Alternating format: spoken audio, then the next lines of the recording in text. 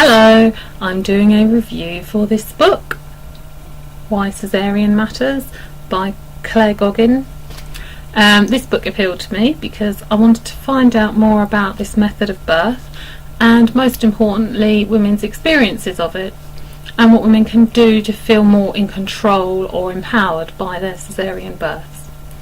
I wanted to read this book because I think that women's experiences of caesarean can fall below the radar. Natural birth is held up as this great trophy of experience, and I'm not knocking it, but it can appear that at the other end of the spectrum is caesarean birth, which, although women come to it from many directions, it can often seem like a failure in some way. This is a really important book and area to be expanded.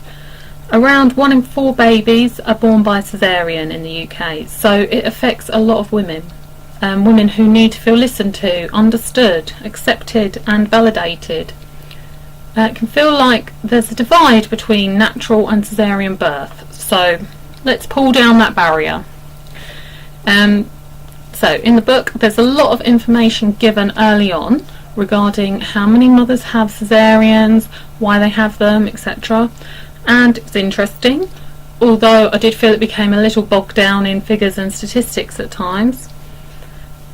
Sometimes I also felt that Goggin was trying to justify caesareans, and there were some bizarre facts given, such as benefits of caesarean would be less vaginal pain during birth and less perineal recovery pain. These examples to me, they left me a little perplexed. In the same way, I felt that the scale of the caesarean operation was sometimes underplayed, especially in respect of post-operation recovery. The two main reasons given by Goggin for UK caesarean are presumed fetal compromise at 22% of total caesarean birth and prolonged labour at 20%. What concerns me about these figures is that these two areas can be greatly affected by the birthing environment and processes, including drugs and procedures. Whilst safe delivery should always be available when needed in these situations, there could be a lot more done earlier to reduce the likelihood of these outcomes. The book demonstrates how different a planned caesarean and an emergency caesarean are, and when you think about it, that's obvious.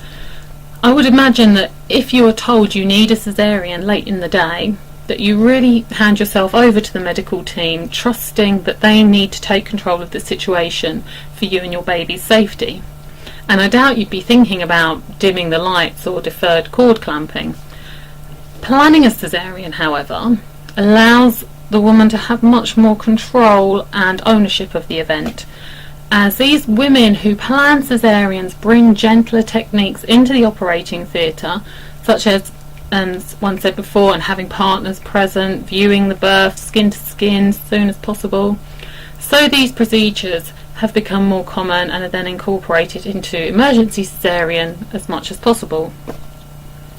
I suppose reading this book I wanted to bring caesarean birth in from the cold of the clinical, but actually reading this book reminded me just how different natural, especially home birth, and caesarean birth are.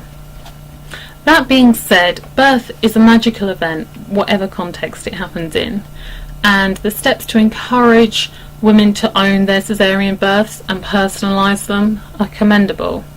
And I thought that Vivian's gentle caesarean experience was as beautiful as any natural birth experience I've read. There was a lot of practical information and suggestions given for women planning a caesarean, or if women think a caesarean is possible, these would be things that they could consider in that eventuality. There was some really good signposting to other groups and organisations for further information and support. However, I found these a little difficult to find after reading the book, so it would have been really handy just to have them all repeated in one specific area for easy reference.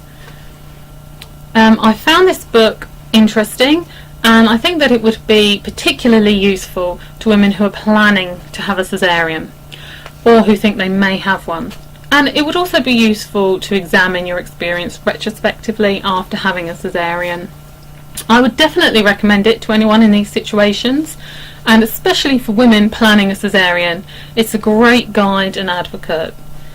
I'm not sure this was quite the book I wanted it to be, to bring mothers together. I felt our common goal was lost somewhere amongst the many statistics and the need to justify caesarean birth as valid, which of course it is. However, I'm glad I've read it and learnt more about caesarean birth. I hope it can give me a little more understanding of the area, and I hope this book can give women who have gone through caesareans the courage to speak more openly about their experiences, the good and the bad points. I'd like to finish on the point that Clare Goggin made, which is caesarean birth matters primarily because you matter. Sometimes women can feel that their experiences are overlooked because they're either not the mainstream choice or because they were not the experiences they planned for. And I definitely think this book is working to combat that. Okay, thank you.